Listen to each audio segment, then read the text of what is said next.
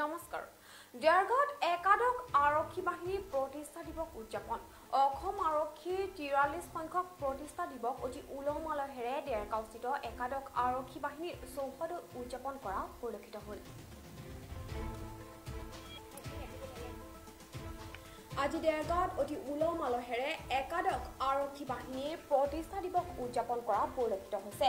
দেৰগাঁওস্থিত একাদশ অসম আৰক্ষী বাহিনীৰ ৪৩ সংখ্যক প্ৰতিষ্ঠা দিৱস অতি উলহ মালহেৰে উদযাপন কৰে একাদশ আৰক্ষী বাহিনীৰ চৌহদত। এই উপলক্ষে আৰক্ষীৰ আকৰ্ষণীয় কুচকাৱাজ, সাংস্কৃতিক কাৰ্যক্ৰম আদিৰ লগতে বিভিন্ন ধৰণৰ কাৰ্যসূচী ৰূপায়ণ কৰা দেখিবলৈ পোৱা গ'ল।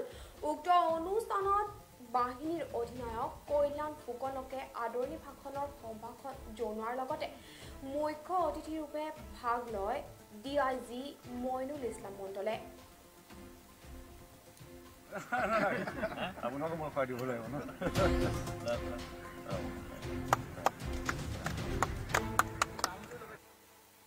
অসম আৰক্ষী বাহিনীৰ যি একাদশ বাহিনী ই অসমৰ ভিতৰতে এটা ডাঙৰ বাহিনী।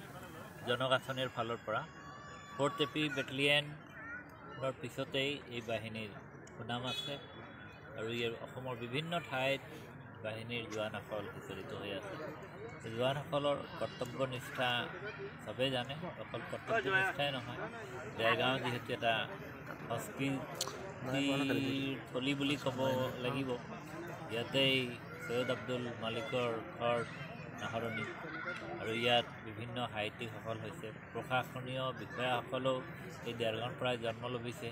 গতিকে এই দেৰগাঁও কপাতলিত যিটো আৰম্ভ হৈছিল আৰক্ষী বাহিনী, তাৰ পৰা ইয়ালৈ উঠি আহিছে আৰু 1979ৰ 5 জানুৱাৰীত ইয়াত যি বাহিনী জন্ম লৈছে ই অতিকে সুন্দৰ। ইয়াৰ আপুনি চাফ চিকুণতা চাব।